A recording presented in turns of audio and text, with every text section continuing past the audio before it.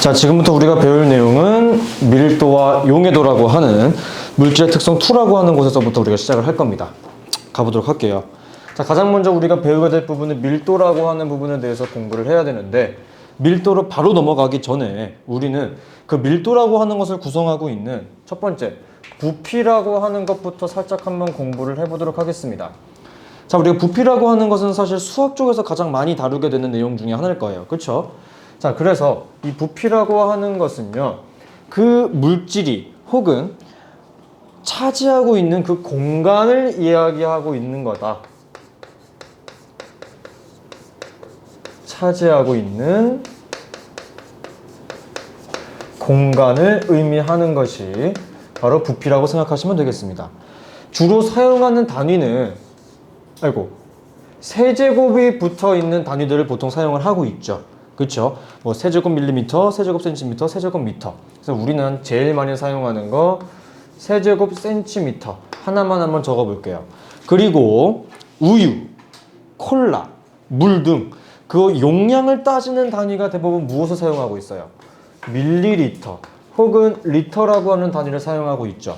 즉 이러한 단위가 굉장히 많이 있는 것이 바로 부피라고 보시면 되겠고, 또한 밀도를 구성하는 단위 중에 하나가 바로 질량이라고 하는 친구가 존재하는데, 자, 이 질량은 우리 중학교 1학년 1학기 때 중력이라고 하는 파트를 공부하면서 살짝 언급을 하고 넘어왔어요. 자, 그래서 저 질량이라고 하는 것은 물질의 고유한 양이에요. 변하지 않는다라고 말씀을 드렸었죠. 그래서 이 질량의 단위는 그람과 킬로그램이 존재합니다. 우선은 저 내용들을 먼저 머릿속에 넣은 다음에 그 다음에 밀도라고 하는 내용에 대해서 공부를 한번 해볼게요. 자, 밀도라고 하는 것은요, 우선 첫 번째로 가장 중요한 게 식이에요. 자, 우리는 이 밀도라고 하는 친구를 구하기 위해서는 식으로 설명을 할 수가 있습니다. 식이 어떻게 형성이 되어 있냐? 부피분의 질량이에요. 오케이? 그래서 우리는 저 식을 보면서 이러한 내용들을 유추할 수 있겠죠. 첫째, 만약에 여러분 부피 값이 줄어들게 된다면 밀도 값은 어떻게 될까요? 그렇지, 커지게 될 거고, 만약에 질량 값이 처음보다 더 증가하게 된다면 밀도 값은 어떻게 될까요? 커지게 되겠죠. 그렇죠? 자, 화살표가 서로 반대로 되어 있는 것을 반비례 관계, 화살표 방향이 같은 것은 비례 관계라고 볼 수가 있겠죠. 자, 밀도는 그래서 부피에 반비례하고 질량에 비례한다라고 하는 내용을 머릿속에 넣어 두셔야 될 거고요. 마찬가지로 이 밀도도 물질의 특성이 돼요. 물질의 특성. 즉, 물질의 특성이라고 우리가 방금 이야기를 한다면은 대답이 바로 나와야지. 모든 물질마다 다르고 양에 따라서 관련이 없다라고 하는 내용 꼭 머릿속에 넣어주셔야 될 겁니다. 자, 그 다음은 여러분 여기다가 별표 쳐주세요. 저도 여기다가 별표 칠게요. 자, 이 밀도라고 하는 친구는요, 밀도가 큰 I는 작은 물질의 아래쪽으로 가라앉습니다. 그리고 밀도가 작은 I는 밀도가 큰 I 위로 떠오릅니다. 그래서 간단히 예시를 한번 들어보자면은, 여러분들 물과 식용유를 섞게 되면은 누가 물 위에 뜨나요? 그렇죠. 식용유가 물 위로 뜨게 됩니다. 즉, 둘 중에 밀도가 더 큰 I는 누구다? 물이라는 것을 우리는 알 수 있게 되는 겁니다. 됐죠? 자, 그래서 이 밀도라고 하는 친구들을 계산하기 위해서 우리는 주로 사용하는 것이 바로 그래프로 문제를 풀어요. 질량 부피 그래프라고 나와 있습니다. 질량 부피 그래프. 자, 살짝 한번 그려볼까요? 자, X축의 부피, Y축의 질량을 넣어줄게요. 그냥 여기는 한글로 쓸게. 자, 그래프가 두 가지가 이렇게 존재한다라고 했을 때 여기를 A, 여기를 B, 여기를 C라고 해볼게. 자, 지금 여러분들은 제가 만들어드린 책에서 나와 있는 숫자를 그대로 읽어주시면 좋겠습니다. 자, 여러분 A, 밀도 한번 계산을 하기 전에 우리가 그래프를 이렇게 보게 되면 가장 먼저 구할 수 있는 게 뭐겠습니까? 기울기 구할 수 있죠. 자, 기울기라고 하는 것은 X축 증가량 분의 Y축 증가량이라고 할 수 있는데 현재 나와 있는 이 그래프에서는 X축이 뭐가 형성되어 있어요? 부피. Y축은 질량. 이거 어디서 많이 보지 않았니? 그치? 그러므로 질량 부피 그래프에서 기울기가 의미하는 것은 밀도를 의미합니다. 자, 그러므로 우리가 한번 A, B, C의 밀도를 한번 구해 보도록 하겠습니다. 자, A. 부피값 얼마예요? 20. 아니죠. 10. 질량값 얼마예요? 20. 두 번째. B의 부피값은 얼마예요? 20. 질량값은 얼마죠? 40. 세 번째. C의 부피값은 얼마예요? 20. 질량값은 10이죠. 즉, 우리는 여기서 밀도가 2라고 하는 것들을 구할 수 있었고 C는 0.5에 해당된다는 것을 알게 되었습니다. 그러므로 우리는 이 그래프를 보고 분석할 수 있는 사실을 하나 알아내었죠. 뭡니까? 같은 그래프라면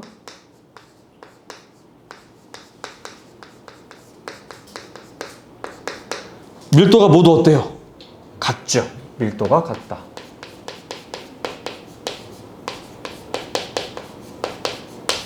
라는 것을 우리는 알 수 있는 겁니다. 됐나요? 이거 굉장히 중요한 얘기예요. 그래프 하나 박아놓고 우리가 풀어내야 되고 유추해야 되는 내용들이 굉장히 많이 포함되어 있다는 거 꼭 기억해 두셨으면 좋겠습니다. 자, 다음. 이러한 밀도라고 하는 것은 변화가 굉장히 커요. 어떤 변화를 주로 일으키게 되는 것이냐. 자, 우리가 중학교 1학년 때도 살짝 한번 공부를 했었는데 이 내용이에요. 여러분 생각을 한번 해봅시다. 온도에 따라서 한번 이야기를 해보려고 하는 거예요. 자, 온도가 높아지게 되면은 입자 운동이 활발해지죠. 입자 운동이 활발해지면 입자 사이의 거리가 멀어지죠. 입자 사이의 거리가 멀어진다라고 하는 것은 결론적으로 부피는 어떻게 되는 거야? 커지는 거죠. 자, 우리 방금 공부했네. 부피가 커지면 밀도 어떻게 된다? 작아지게 된다. 자, 그러면 온도는 낮아지게 되면은 입자 운동이 둔해진다. 입자 운동이 둔해지면은 입자 사이의 거리가 가까워진다. 그럼 부피는 어떻게 된다? 감소하게 되는 것이다. 부피가 감소하면 밀도 값은 어떻게 되는 것입니까? 커지게 되는 것이다. 아시겠죠? 그래서 여기서는 기체의 밀도와 각각의 물질의 상태에 따른 밀도를 비교 분석할 수 있어야 되는 겁니다. 아시겠어요? 굉장히 중요한 내용이기 때문에 꼭 알아두셨으면 좋겠습니다. 자, 다음 오늘의 하이라이트 용해도라고 하는 친구에 대해서 공부를 한번 해보도록 하겠습니다. 용해도가 제일 어려워. 왜냐면은 수학적인 내용까지 좀 뒷받침이 되어야 되고 그리고 센스가 조금 돋보여야 되는 게 바로 이 용해도라고 하는 부분이에요. 그래서 용해도 한번 넘어가 보도록 하겠습니다. 자, 우선 이 용해도를 공부하기 전에 우리는 여기 파트에서 사용하게 될 용어 정리부터 한번 하고 가볼게요. 첫 번째, 용해라고 하는 용어부터 한번 정리를 해보도록 하겠습니다. 자, 책에서는 한 가지 물질이 다른 물질에 녹아 들어가는 거라고 이야기를 했는데 사전적 정의를 또 쓰는 것보다 예시로 한번 설명을 해드릴게요. 자, 설탕이 물에 녹는 것. 이 현상을 우리는 용해라고 이야기를 하게 되는 거예요. 아시겠습니까? 자, 그러면 이 다음부터가 중요해. 그 다음으로 나와 있는 단어가 뭡니까? 용질이죠. 자, 여러분, 용질은 책에서 뭐라고 나와 있어? 녹는 물질이라고 얘기하고 있지. 자, 우리가 설탕을 물에 넣으면 물이 녹는 거야, 설탕이 녹는 거야? 설탕이 녹는 거지. 그러므로 용질은 설탕이라고 이야기할 수 있겠고요. 자, 그 다음 세 번째, 용매라고 하는 단어는 녹이는 물질이라고 합니다. 즉, 설탕을 녹이는 물질은 뭐예요? 물이죠. 그리고 네 번째, 이렇게 섞인 두 물질을 우리는 용액이라고 합니다. 즉, 용액이라고 하는 것은 용질과 용매가 섞인 그 액체를 이야기하는 것이 바로 용액이에요. 자, 그러면 우리가 이걸 예시로 들어준다면 이 용액이라고 하는 것을 우리는 설탕물이라고 이야기할 수 있겠죠. 그쵸? 네, 중요합니다. 자, 그런데 우리가 용해라고 하는 것을 자세히 보시게 되시면은 고르게 섞였죠. 즉, 우리가 제일 처음 시작할 때 고르게 섞인다라고 하는 것이 결국 뭐였어? 아하, 용액이라고 하는 것은 결국 무슨 혼합물이다?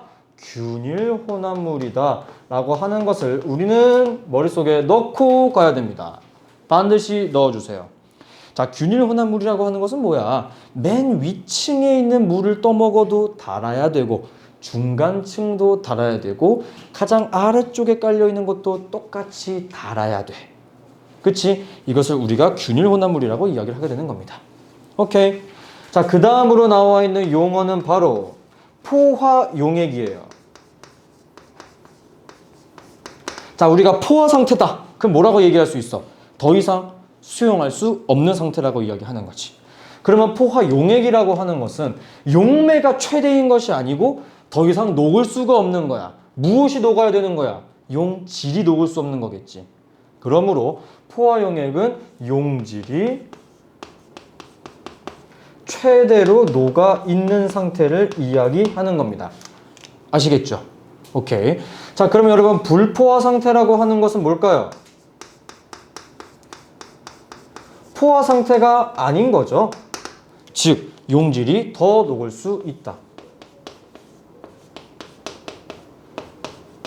더 녹을 수 있다. 아시겠습니까? 이거 너무나 중요해요. 우선 용어 정리부터 하고 가야 되는 겁니다. 다음 넘어가시게 되면은 용해도라고 하는 걸로 바로 한번 넘어가 볼게요. 저희는 용해도라고 하는 걸로 바로 한번 넘어가 보도록 하겠습니다. 자, 그래서 우리가 오늘 배울 것 중에서 가장 어려운 단원이라고 볼 수 있는 이 용해도라고 하는 것을 살짝 한번 공부를 하자면은 사전적 정의가 굉장히 중요합니다.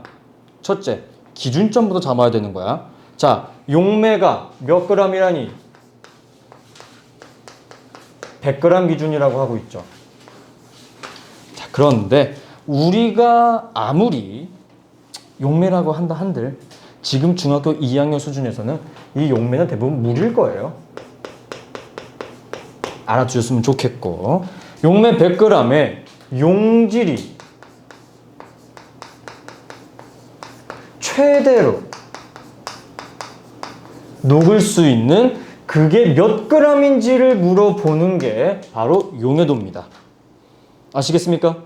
그리고 이 용해도라고 하는 친구 자체도 굉장히 중요한 내용 중에 하나가 물질의 특성이야. 자, 물질의 특성이다 라고 하면 우리 어떻게 대답해야 되는 거야? 물질마다 다르고 양에 따라 상관이 없다. 오케이? 아시겠죠? 자, 그 다음은 여러분, 뜨거운 물에 설탕이 많이 녹아요? 차가운 물에 설탕이 많이 녹아요? 뜨거운 물. 그렇기 때문에 용해도도 너무나도 자연스럽게 온도가 높으면 높을수록 용해도는 증가합니다.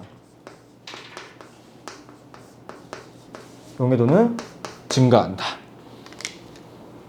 아시겠습니까? 네, 저 내용을 꼭 머릿속에 넣어 주셨으면 좋겠고요. 자, 이것을 곡선으로 그래프로 표시한 것을 우리가 뭐라고 부르게 되는 것이냐?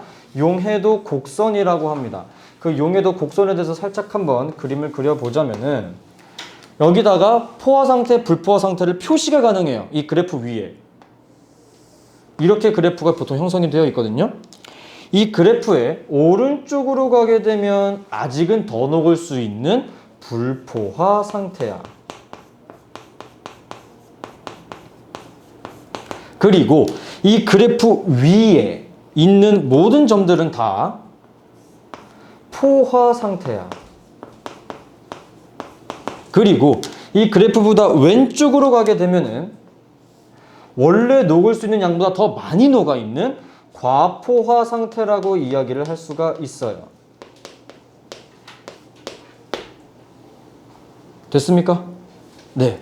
이것까지 한번 머릿속에 넣어주셨으면 좋겠고, 자, 그 다음은 만약에 여기에 지금 현재 불포화 상태인 점 A가 위치한다라고 했고요.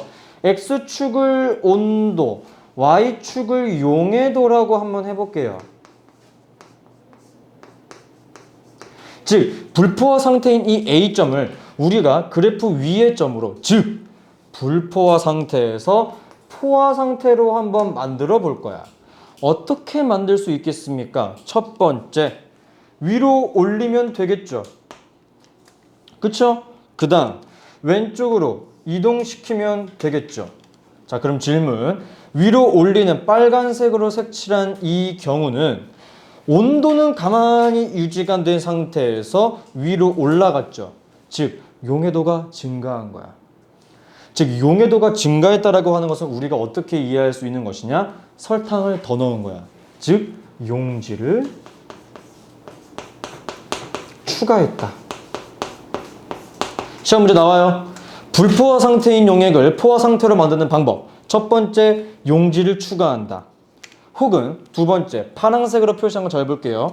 용해도는 가만히 있는 상태에서 무엇만 움직였어요? X축으로만 이동했죠. 즉, X축이 무엇을 의미해? 온도를 의미한다. 즉, X축으로 왼쪽으로 이동했다라고 하는 것은 냉각한다. 즉, 불포화 상태인 용액을 포화 상태로 바꾸는 방법은 첫째, 용지를 더 넣는다. 둘째, 냉각한다라고 하는 방법이 존재하는 겁니다. 아시겠습니까? 굉장히 중요한 얘기고요. 그리고 시험 문제에서 가장 어렵게 나오는 것은 바로 이 석출이라고 하는 내용입니다. 석출. 세 번째, 석출. 자, 석출이라고 하는 것은 무엇이냐? 온도가 너무너무 낮아지게 되면은 이 용액이 과포화 상태로 올 수 있겠지. 그러면 과포화 상태면 더 많이 녹아 있는 거니까 계속 녹을 수 있겠을까? 못 녹아. 오히려 반대로 고체가 되어서 물 아래로 뚝뚝 고체화돼서 떨어집니다. 그것을 우리가 석출이라고 이야기를 하게 되는 거예요. 오케이? 자, 그럼 우리가 석출되는 양이 얼마인지는 어떻게 구해야 되는 것이냐? 첫째, 처음 온도에서 녹아있는 용질의 양을 우선은 알아야 됩니다. 그 용질의 양에서 냉각했을 때 냉각 후 온도에서 최대로 녹을 수 있는 용질의 양을 빼주시면 답이 나와요. 무슨 소리냐? 내가 제일 처음에 설탕을 30g 녹였어. 그리고 온도를 쫙 냉각시켰더니 그 온도에서 설탕이 최대로 녹을 수 있는 정도가 10g 밖에 안 된다고 합니다. 그럼 석출되는 양은 얼마예요? 20g이겠죠.